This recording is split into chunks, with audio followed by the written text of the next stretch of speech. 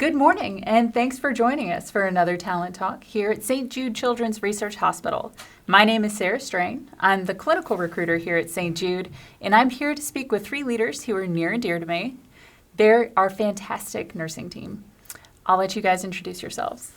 So, Brian Matheson, I'm the Director of Clinical Logistics. Been here at St. Jude for, about 7 months now. Okay. Camille Filaromo, and I've been here for about 2 years this month. Happy anniversary. Thank you very much. I'm the Senior Director for Nursing Clinical Excellence. Okay.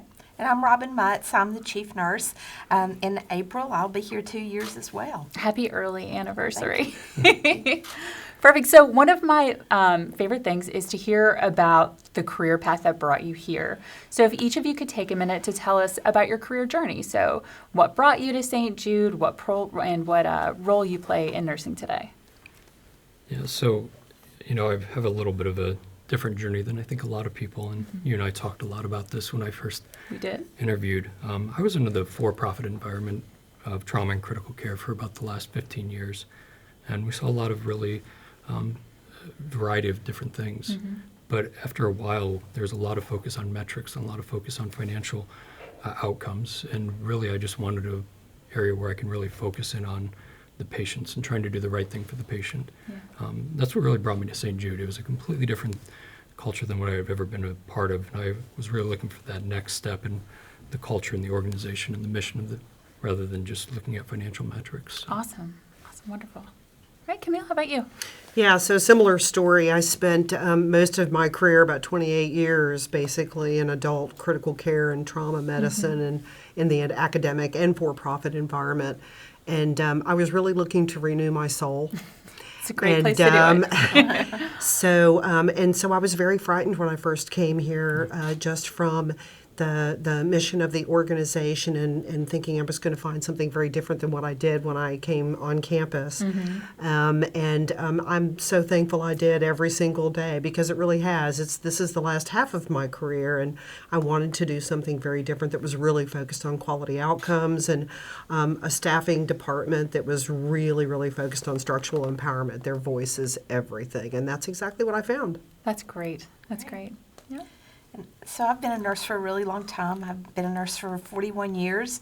A native Tennessee girl, so grew up here and have worked at hospitals across the state. A few years ago, I was asked to go build a women's and children's hospital out of state, and really thought that would be my final journey. When that was completed, I really felt like I wasn't finished, and I got a call from St. Jude, and it's a good opportunity to go back to Tennessee. And when I came on campus, I, like everyone else, knew that the mission, what drives this place, makes it so different. And every nurse, every employee, every day thinks about the patient and the family. And it's a wonderful environment to grow and to really share our knowledge and our talents. That's wonderful. That is also one of my favorite things about St. Jude, that I've worked at a few different nonprofits, and so often you get there and there's this forward-facing mission, but then behind the curtains there's like Wizard of Oz pulling levers. Yeah. And I think all of us partially expected that to be the case here at St. Jude, but it's true. The mission is true, and it's real, and it's because we're all behind it 100% that it works. So thank you so much for sharing that. Absolutely. Okay, perfect. So next up, we'd love to hear what critical projects your team is working on or plans to work on in the next 1 to 2 years. Oh, I'd love to take that, if that's okay with you. So we have a very, very robust, structured shared governance program here within our nursing staff at St. Jude. And so they have a renewal of their charters every 2 years, where they talk about what their major goals and objectives are going to be under the auspices of their charter. So they've done a lot of work, and of course that all lines up with the nursing strategic goals. So the major projects that they're really focused on right now is our global footprint in terms of spreading transformational leadership, as well as leadership development. So we've spent a lot of time really developing some good curriculum and instruction, more importantly the evaluation techniques, because we're really focused on career advancement and career development here amongst nursing.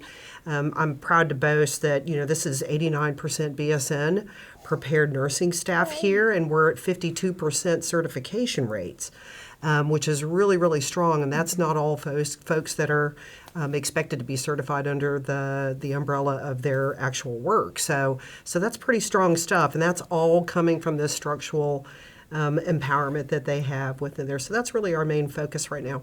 That's wonderful. Nice. And that is, it's fantastic. The BSN rate is something that is really easy for me to say whenever people are coming in onto the team, that's Sure. like an asset that we have here, and we really push to make sure that people are prepared for leadership. So that's great. You know, I think the interesting part is those success that you just spoke of is a reflection of the support from leadership to maintain that and to get us to that next level. Yes. That's unlike Yes. any other organization I've ever seen, is support from leadership to get there. That's great. So. That's great. Wonderful to hear. Okay, well, that actually segues really beautifully into our next question. How do you feel St. Jude empowers our nurses through shared governance? Oh, There are a lot of ways that we do, but I think I try to make sure that every nurse really is tied to the most senior mission of the organization.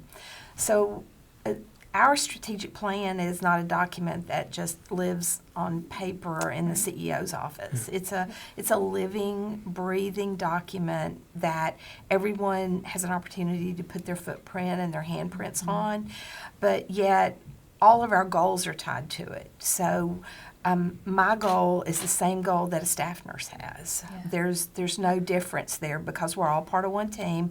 I tell people all the time, you know, we all are wearing the same jersey. Yeah. And that we really do want to make sure that every nurse at every level of the organization knows how their contribution contributes to the overall success. So these certification rates were just a tremendous example. Our certification rates had dropped significantly, and a year and a half ago, I gave our nurses a challenge to increase them by 5%. In the 2 years I've been here, we've had a 26% positive increase in our overall certification That's rates. incredible. So it's just, I think, just a glimpse of the motivation of St. Jude nurses to be the very best they can be. Great. yeah, so I'll tack on to that and Sure. say that the other piece of that, and thank you for that, Brian. I think the other really important part about that is that all of our leadership here at St. Jude under Robin is very, very visible, very accessible. I think that's really, really critical because that's where we're having those conversations about what's going well, what could we be doing better, and then how do we fit that underneath of the organizational goals and the mission and the vision. So I think it's that presence and that work across the staff, that collaboration with all levels of staff that's super critical to make that happen. Great. And Great. I think one thing that I like about the shared governance model, which I'm relatively new to, is it allows staff nurses at every level, despite what their title is, to give input and buy-in to the changes that are occurring. Exactly. And once again, much unlike any other institution that I've seen, just to be a part of that, I could only imagine as a staff nurse many years ago being able to give buy-in to changes to the organization. So I really like that. Great. Great. All right. So how do you guys feel? You mentioned, Camille, us expanding onto the global stage. So how do you feel that St. Jude Nursing will adapt and change as we expand out globally? Do you want to take it one Yeah. first? Sure. Well, we are so excited about the global mission of St. Jude, and we know that a child who comes here to receive cancer care has an overall 80% chance of going home and growing up to be healthy and well. But that's not the case around the world. Particularly in underdeveloped countries, the chances of surviving a pediatric cancer are about 10%. And through our global efforts, over the course of the next 10 years, we've made the commitment to take the overall cure rates to 60% around the world. And St. Jude nurses who have been here for many years have really watched that happen. So they know it's possible, and they really believe in that, just as we believe in it. and it's going to be a different formula depending on the different regions of the world. But we've really talked about how we can share our knowledge, how we can support nurses. Last year we've had several opportunities here on campus for some nurses from other parts of the world to come and shadow us, to learn with us. And then we hope, as far as the next step goes, that, I have a dream that someday they'll be doing evidence-based practice projects in their hospital, and we're doing the same one here, and they're collaborating together. That's really how we're going to change the landscape, because we know not only with the clinical trials and the medications that we used to cure, but the nurse's touch at the bedside is really one of the most important things to help a child get better. Yeah. Yeah, I think those are great points. The translation of our groundbreaking, globally leading research into point of care is super critical, I think, for us. And I think, one of the things that sets us apart in terms of our global footprint is that last year we reported that we were in 83 countries doing collaboratives that I think made some massive improvements, because the adequacy of the needs assessment, just on the basic needs to be able to conduct great healthcare over there, is something that we have to consider. So they don't have the same advantages as we do. So we may go in and spend time doing education just around hygiene and the criticality of hygiene and some of those basic nursing skills at the bedside, and then getting into specifics about how we execute some of our protocols, what protocols are tailored and targeted for your particular population in your country under the health that gets conducted there. So I think those are really important things that we take into account. We lead that on a regular basis. I think the future is going to look very, very different for a childhood cancer survivor. That's great. Perfect. That's one of my favorite things about being a part of St. Jude is that when we say we will treat any child regardless of race, religion, or their ability to pay, what does that mean now? It meant something very specific when we opened our front doors, and it would be so easy for us to say, well, sure, check that box. But we don't. We challenge ourselves and say, what does that mean on a global stage? What does that mean today in 2020? And we keep using that to push ourselves. So it's one of my favorite things. Absolutely.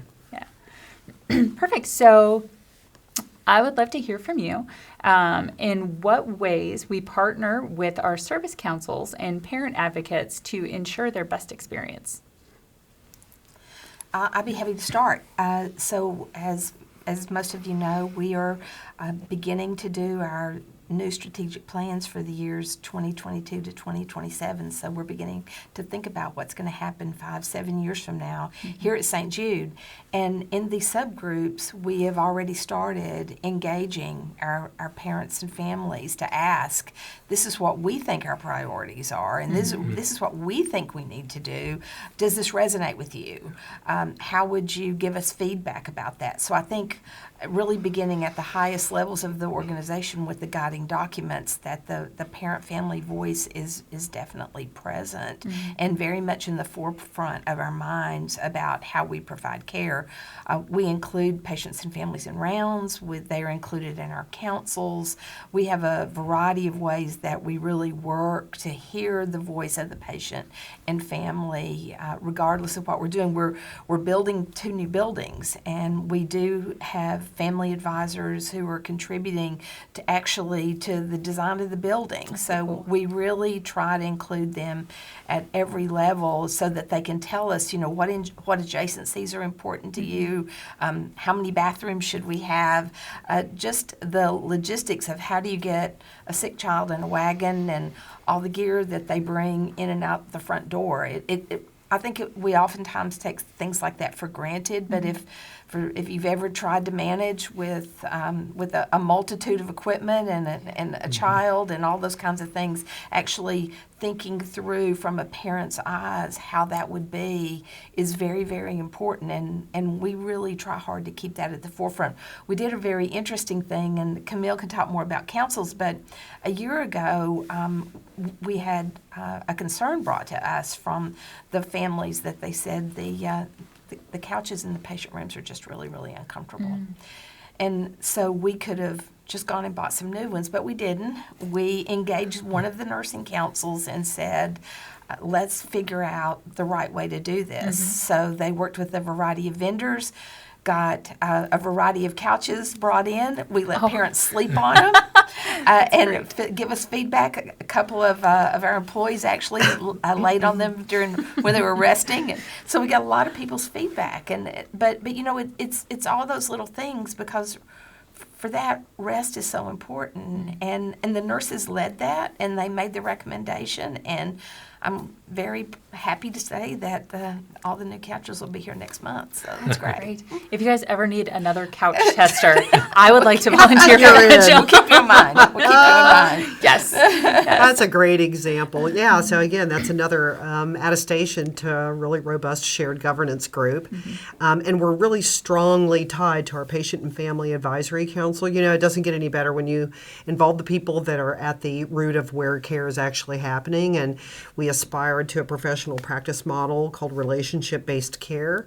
And under the framework around that, it's truly patient and family-centered care. So it's not just a mantra here, it is ingrained in everything that we do and how we translate that to how we care for our patients, not only because of the medicine and the, you know, holistic healing that we offer, but all the way to their discharge and their next level of care and how we're going to loop them back into the system. So, you know, that's just a great example. So our parents are also looped into our service line councils.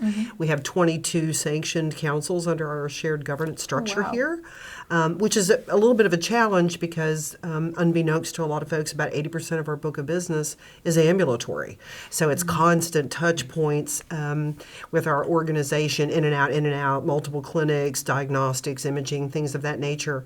And so that makes it a little bit harder to gather all those folks together. And I will tell you that that's probably the easiest group and they probably the loudest group that we have in our shared governance structure that comes together to make those things kind of happen. So I think that's the link in our service lines of surgical services, procedures, ambulatory, and of course the inpatient world. So they're heard. They're absolutely heard. That's great. That's great. Fantastic. So this next question is one of my favorites. I love hearing about folks' experience at St. Jude. So if you all could take a moment and think about your most memorable moment here so far, and tell us about that. Well, I'll start. Okay. It was when I was interviewing, and I was really trying to decide, is this what I want to do?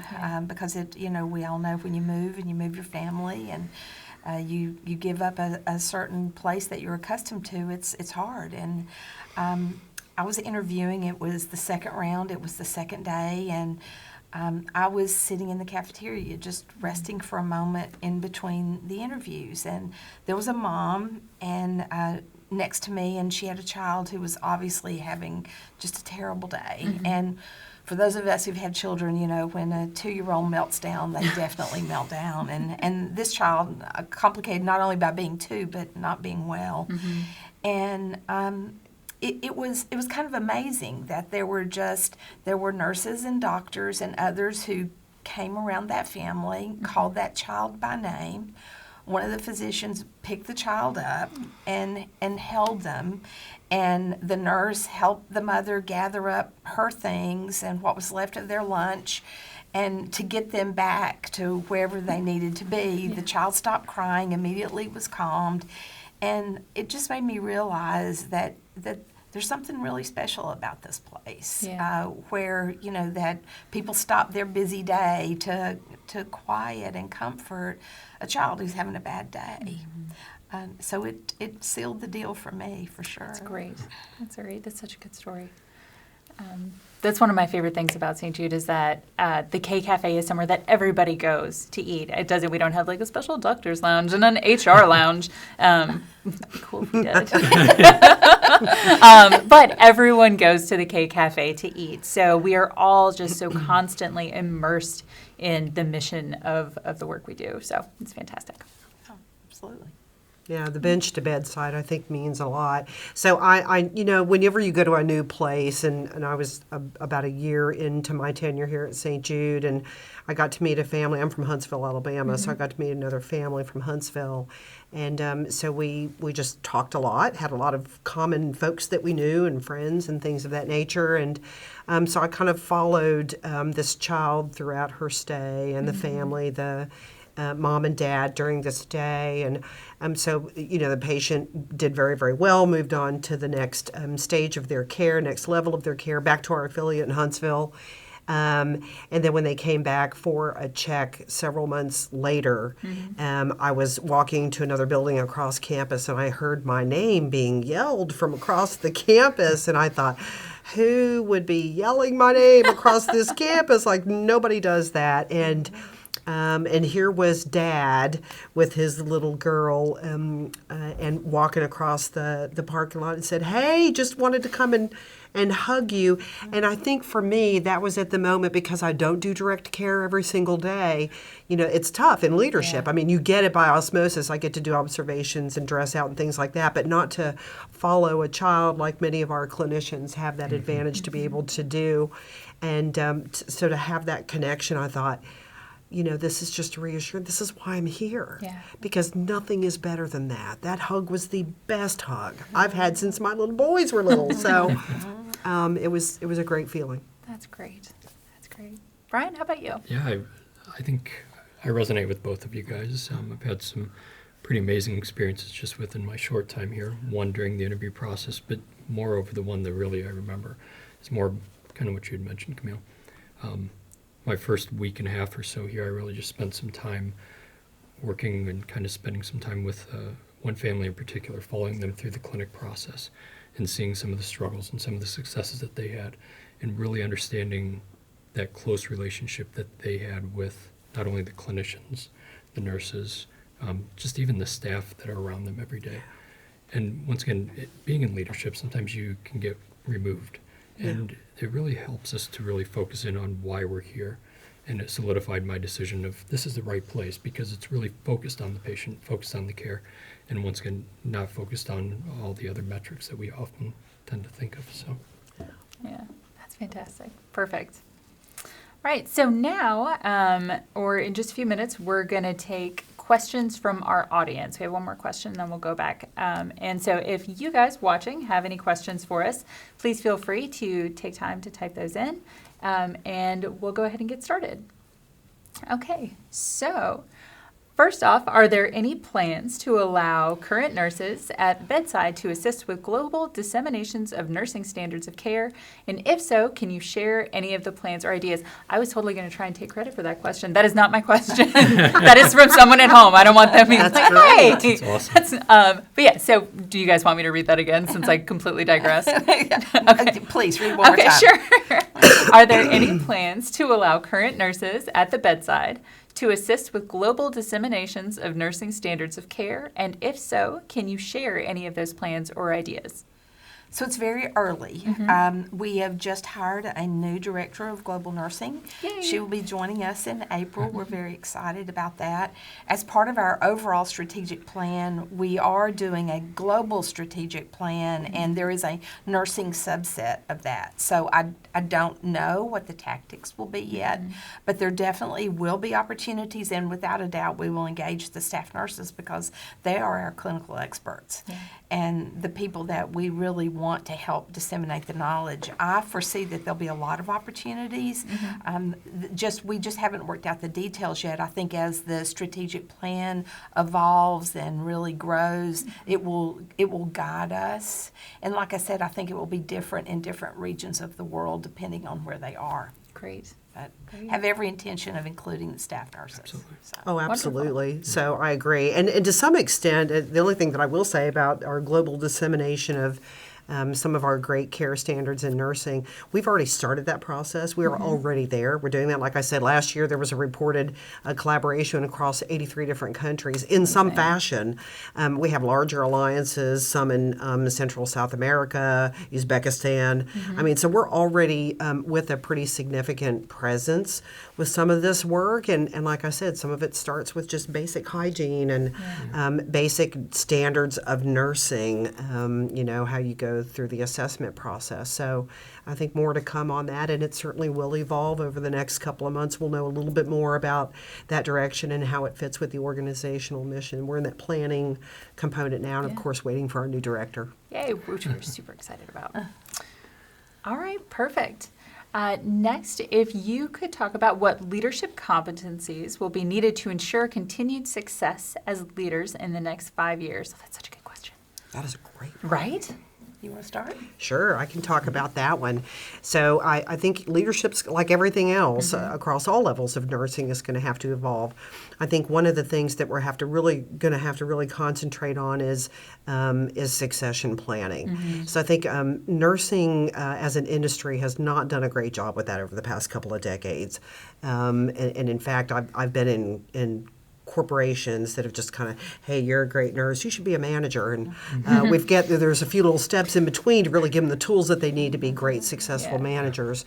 So that's one of the things that I'm probably the most proud of with Robin's leadership here over the last 2 years. She's really, really focused on what that looks like for us and making sure that there's a legacy of great nursing and great nursing leadership that we have. So I want to make sure that I answer the question. We're doing a lot of work this year in leadership development under Robin's leadership. I think we're going to be really looking at how those competencies fit with what the whole plan for the organization is going to be over the next several years. But I think more importantly is not keeping too far away from the point of care. I mean, we've got to continue to have that visibility and accessibility and listening to our subject matter experts at the point of care. And I think that's one thing we do really, really well now, and I think that we'll continue that. So in terms of competencies, I would say, not to be very specific, but to say that it's really going to be centered around really great leadership skills, 360-degree leadership, on top of really looking at how we're setting up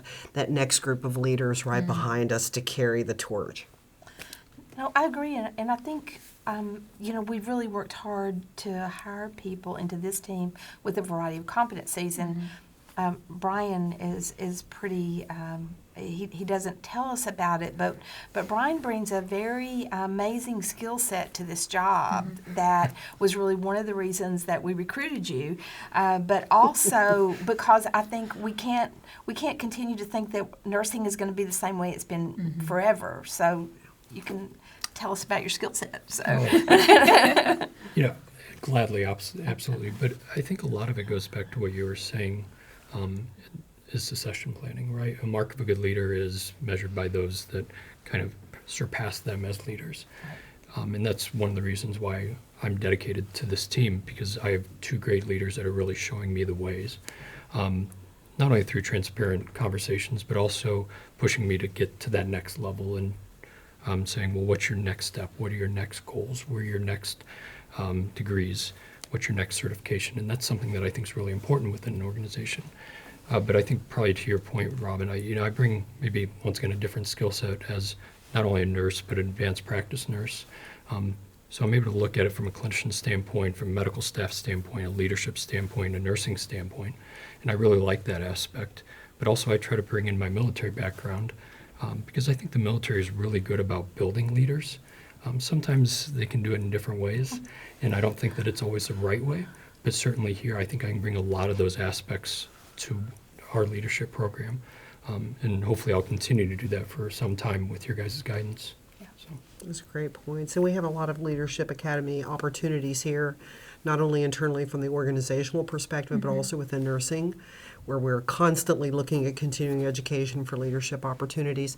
We are planning on advancing some of that work in the next several months. So we'll have even more. And we also have our clinical advancement program as well. I think it's noteworthy to say that all staff levels have access to that, and that's divided into 3 tracks, including one track that's focused around leadership. So there's observational hours, there's projects. They almost remind me a little bit off of the MSN MHA curriculum within their advancement program. So yeah, so lots of opportunities there. Lots of opportunities. That's great.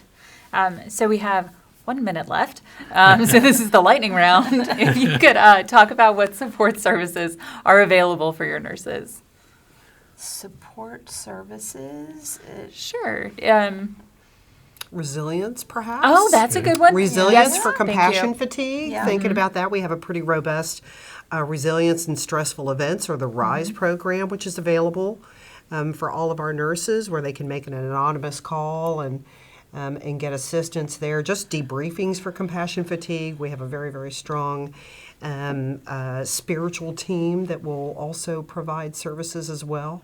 We're working on career development, so we have a lot of opportunities for nurses choose either leadership or continue at the bedside or education tracks to have. We'll help them build their education there through formal and informal processes, even including our tuition benefit for sure. Great. And for those of you who don't know, after you're here at St. Jude for a year, you qualify for tuition reimbursement as long as it ties in with what you do while you're here. So, yeah, great stuff. Okay, that's all we have time for today. Thanks so much for taking time out of your busy schedule to join us this morning. If you're interested in hearing more about the work of our amazing nursing team, or if you'd like to explore opportunities to join that amazing team, visit us on the web at stjude.org/joinourmission.